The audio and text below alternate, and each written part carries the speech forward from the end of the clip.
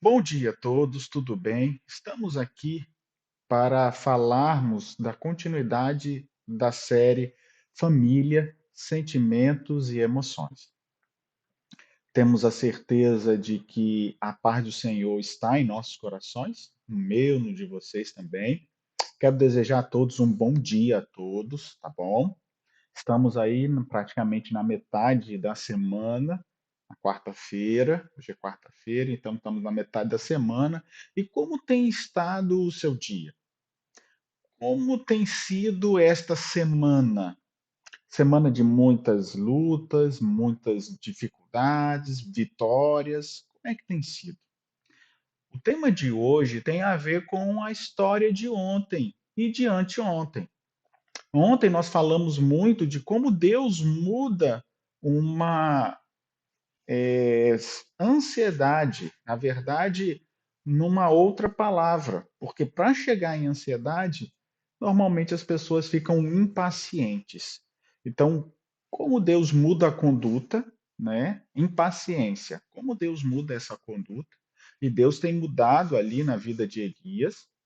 E o tema de hoje tem a ver com a história de Elias, e com a nossa também, não só na impaciência, porque da impaciência, né, de constantemente ficarmos impacientes, a gente acaba fazendo coisas, falando coisas, sabe, agindo de maneira nervosa, precipitada, e isso pode trazer outros sentimentos, sentimentos de ansiedade, que é o dia de hoje que a gente vai falar, e de tristeza profunda. E aí a gente entra num caminho muito perigoso, cada vez mais perigoso. Então, como o Senhor estava mudando a conduta de Elias, do caminho da vida, ele também pode mudar o nosso caminho. E como Deus cuidou de Elias com um sentimento de tristeza profunda e ansiedade, Deus pode cuidar de nós também, fazendo da mesma forma, e hoje eu quero compartilhar isso com vocês. Feche seus olhos, vamos fazer uma palavra de oração. Bondoso Deus, Pai querido, esse texto de hoje, com certeza, Senhor, como tem ao longo desses dias, serve muito para nós, porque ainda mais nos dias de hoje, a gente está angustiado, ansioso, pensando nas coisas que vai fazer ou as que não vai fazer, porque não pode fazer. E nesse período, Senhor, existe um perigo de a gente se afastar dos seus propósitos. Por isso, nos ajude com esta mensagem, acalme o nosso coração, acalme o coração daqueles que estão ouvindo também essa mensagem. Te pedimos isso em nome de Jesus. Amém. Está você com uma ansiedade e tristeza? Está você com ansiedade profunda e tristeza profunda? Está você ainda impaciente com tudo isso e essa impaciência vai se transformando em sentimentos mistos, às vezes raiva, às vezes inveja, às vezes reclamação, mistura tudo, às vezes sentimento assim de fracasso, eu não deveria ter falado isso, bate uma tristeza depois que a gente fala. Tá você passando por tudo isso? Então vamos acompanhar a história de hoje. Ela ainda a história de Elias, olha quanta coisa a gente pode aprender com este homem de Deus. Por quê, queridos? Por que que eu estou aí no terceiro dia ainda nesse contexto? Porque olha quanta coisa tem. E ainda assim, como isso é importante para os dias de hoje. E se Deus cuidou de Elias, Deus pode cuidar da gente também. Lembre-se que o sentido da vida de Elias, ele vivia só. Ele era sozinho. E por viver sozinho, muitas vezes esses que vivem sozinhos podem ter mais esses sentimentos. E hoje, o que que o inimigo faz? O inimigo faz com que a gente, mesmo em meio à família, se sinta sozinho. Então, a primeira característica que a gente precisa é não se sentir só. Tem uma música no nosso inário, no inário adventista, que diz que a gente não anda só, porque Jesus ao lado tenho. Tem você estado com Jesus? Porque quando a gente anda só, a gente se sente só. Ah, não, eu estou sozinho. É nos momentos em que a gente erra, é que a gente fracassa. Não, não tem ninguém aqui, eu vou fazer isso. Não, eu estou sozinho, sabe? E às vezes tem gente que já gosta de andar sozinho, não para fazer o mal, mas já se acostumou a andar sozinho. O andar sozinho não é errado. O viver sozinho não é errado. Mas nós precisamos nos relacionar. Se por algum motivo aonde você vive, você está sozinho, longe da sua casa, você está ali a trabalho ou a estudo ou para fazer alguma outra coisa, lembre-se de estar diante do Senhor. Lembre-se de estar diante da sua face, porque a solidão pode fazer com que a gente entre nesses sentimentos aqui de ansiedade, de, de impaciência cada vez mais, e essa impaciência vai aumentando, porque a gente não vê impaciência como algo ruim normalmente. A gente vê a impaciência como sendo assim um meio caminho. Na verdade, a impaciência acaba nos levando, porque a gente não se programa contra ela. A gente tenta dizer que não é nervoso, a gente tenta dizer que não é, sabe, briguento, né? Até quem é briguento normalmente diz: não, não, eu sou muito sincero e tal. Mas ninguém fala da impaciência. E quando fala, não, eu sou um pouco impaciente, sim, mas não é ruim, não é mal. Ou seja, por a gente não achar que é ruim, não achar que é mal, a gente não acaba não se policiando contra a impaciência. E essa impaciência acaba nos levando para uma ansiedade, para outros sentimentos de ciúme, de inveja, de eu estou sozinho, eu não, ninguém me apoia. Sabe, esse sentimento de sozinho agora no sentido negativo. Eu estou sozinho porque ninguém me apoia, estou sozinho porque, sabe, sou eu, só eu, ninguém pensa como eu penso. Poxa, e aí vai e bate uma tristeza e cada vez mais até que a pessoa realmente quer ficar sozinha e ficar sozinha de tudo, sozinha, apaga as luzes, fecha tudo, fica naquele breu. Eu quero ler com vocês, olha só, verso 8.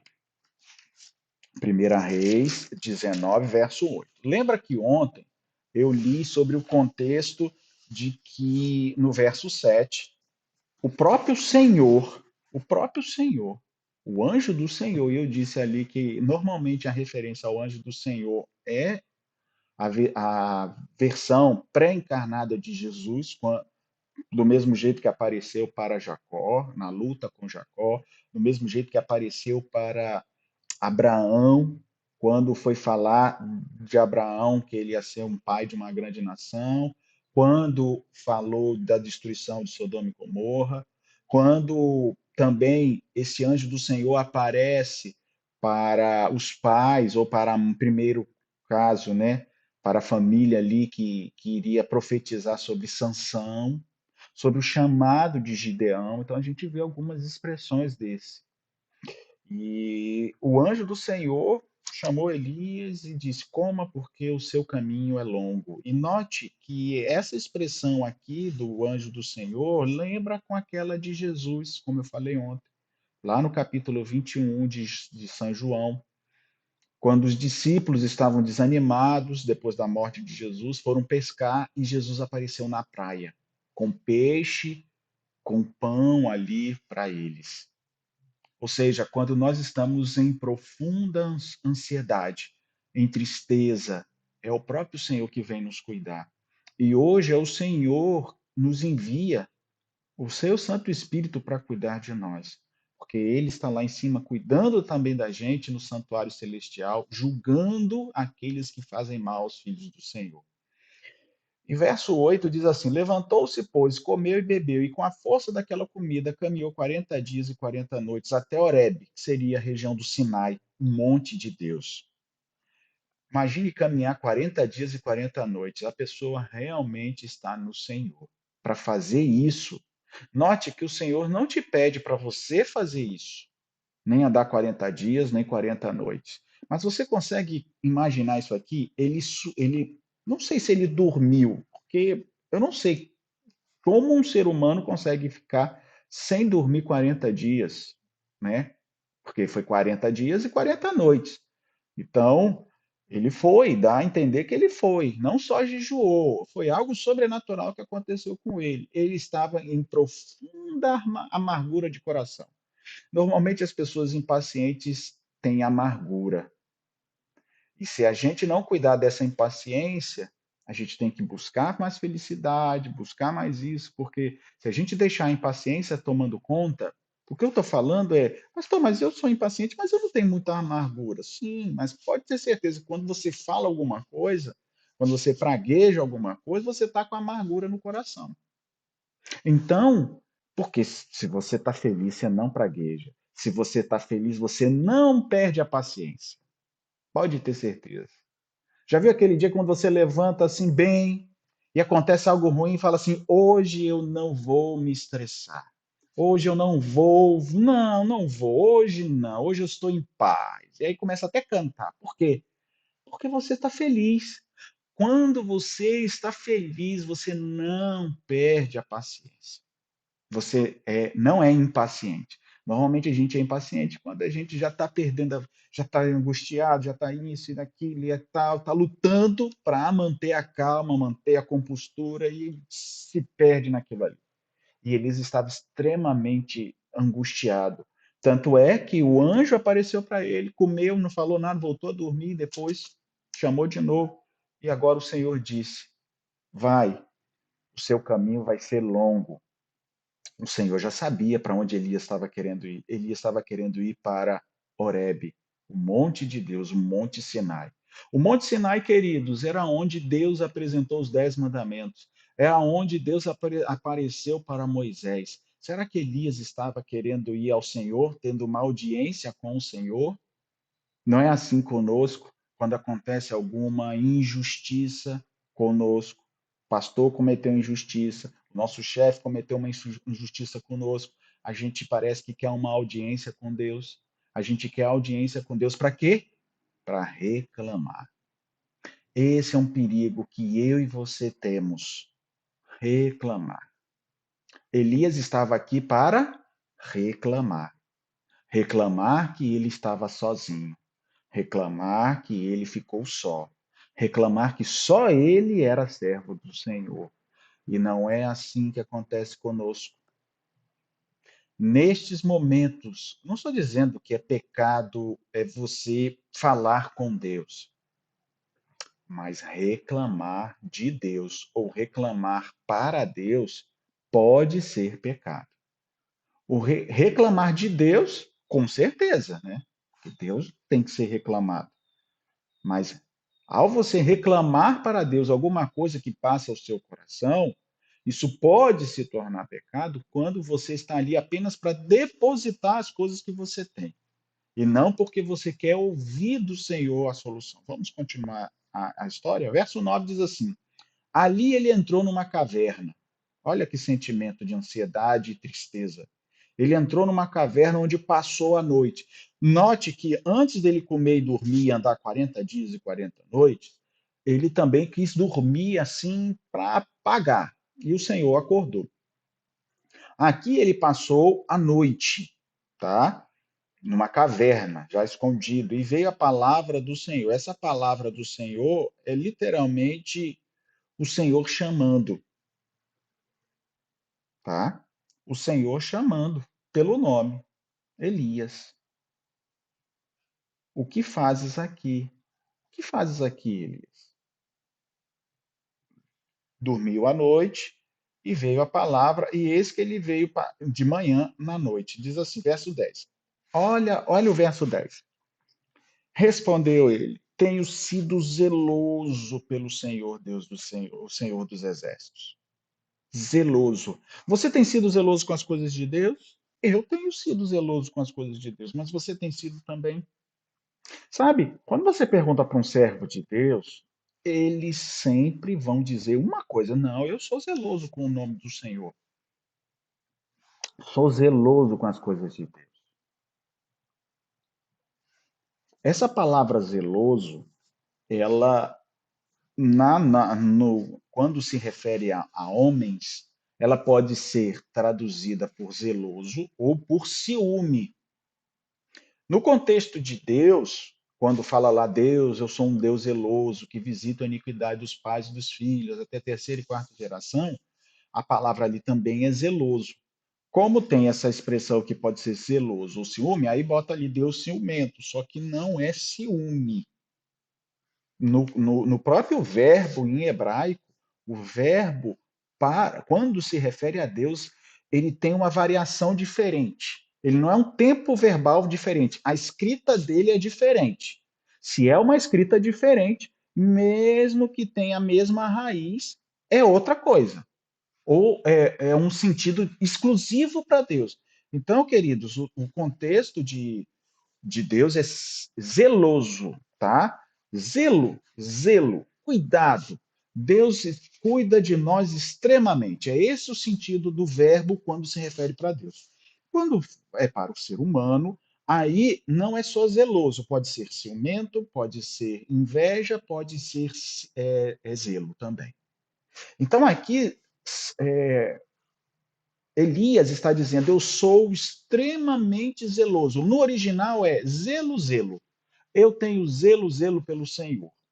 Acontece que para nós, quando a gente está triste, quando a gente está angustiado, quando a gente está impaciente, o nosso zelo pode se transformar em ciúme. Vocês sabiam disso? Se você buscar no dicionário, você vai ver o que é ciúme, né? Você desejou o amor para alguém e essa pessoa parece que está depositando a confiança ou o amor não em você, mas em uma outra pessoa, e você sente ciúme daquilo ali, porque você está dedicando uma coisa para ela e, ao seu ver, parece que ela está dedicando para outra pessoa. E zelo é o quê? Não é você dedicar-se por alguém.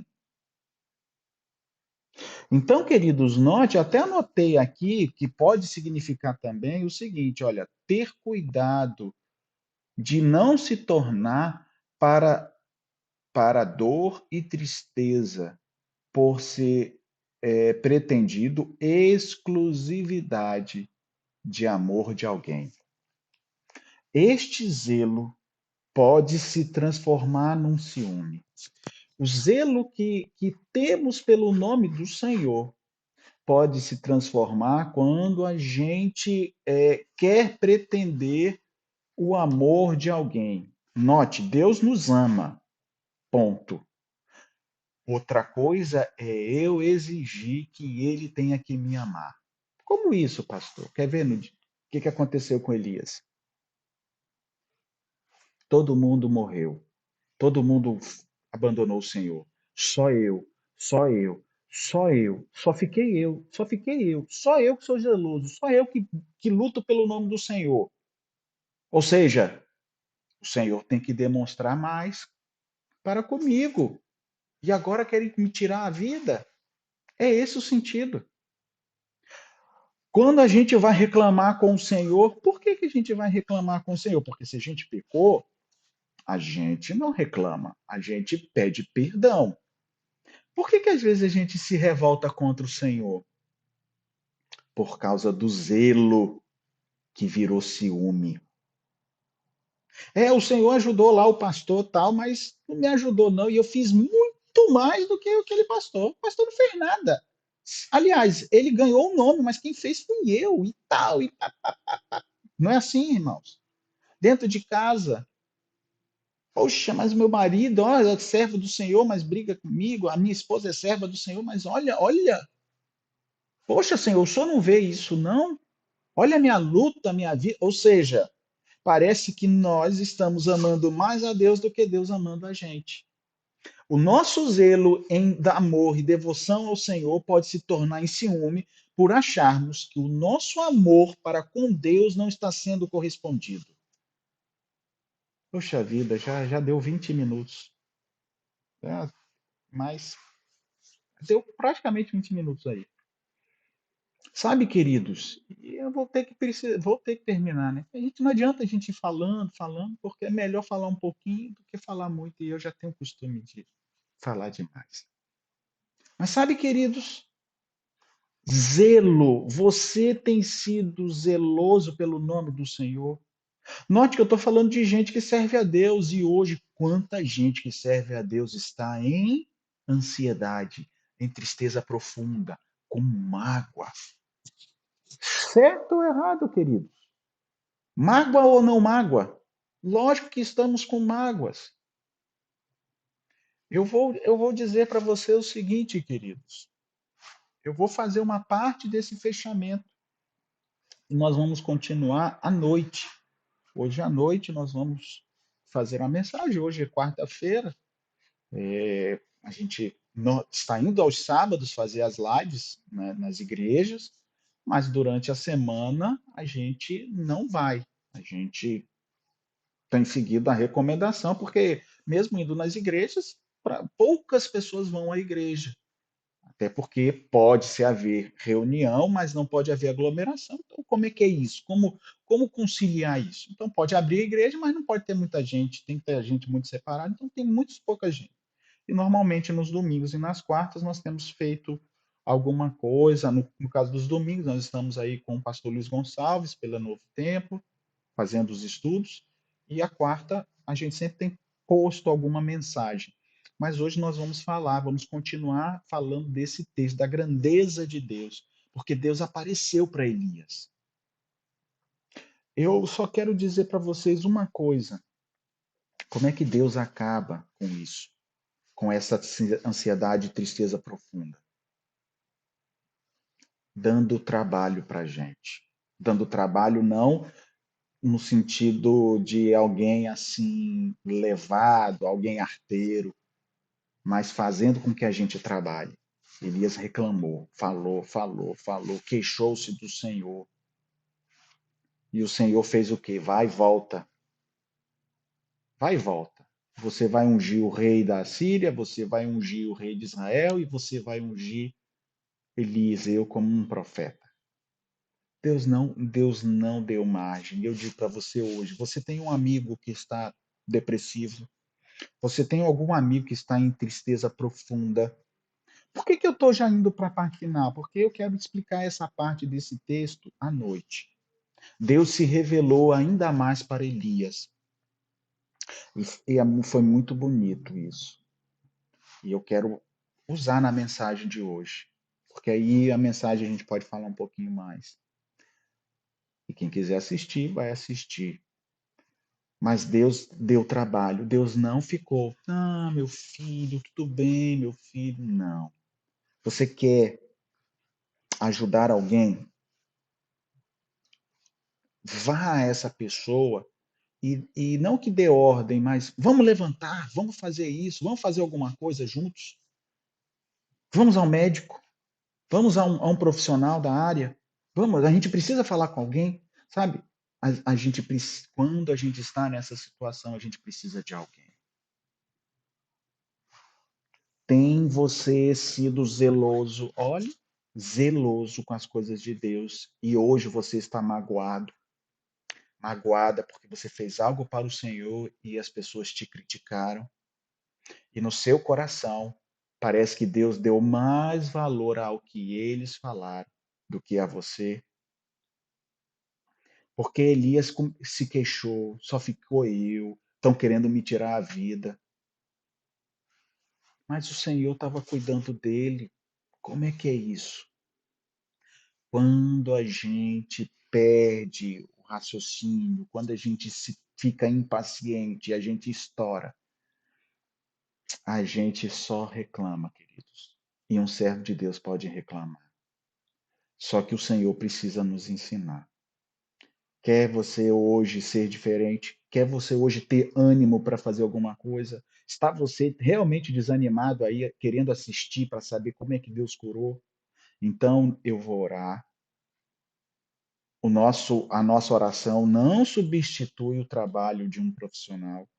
No entanto, com Deus, com a ajuda de Deus, você vai buscar a sua ajuda que você precisa. Todos nós precisamos de alguém para conversar, para aconselhar. Até os psicólogos conversam com alguém e este alguém conversa depois com outro, todos precisam. Então, vamos fazer uma palavra de oração. Bondoso Deus, Pai querido, estamos terminando este momento. É um tema que mexe muito com a gente, por isso acaba se estendendo, porque tem muitos pontos. E, obviamente, Senhor, quando nós entramos em uma ansiedade profunda e tristeza profunda, que não é da noite para o dia, muitas coisas acontecem, vai acontecendo, acontecendo, até a gente estar numa situação em que depois vão vir síndromes do medo, do desespero. E, Senhor, nos ajude. É verdade que o tema tem se demorado, se alongado, mas acredito, Senhor, que o Senhor tem usado a tua palavra para mostrar a nós, do mesmo jeito que o Senhor restabeleceu Elias, o Senhor pode nos restabelecer, Senhor. Ele teve um ápice de um desespero, mesmo sendo o grande homem do Senhor. E nós, Senhor, temos também esses momentos de desespero. Por isso, Senhor, nos ajude. Nos ajude a fazer algo hoje em teu nome, Senhor.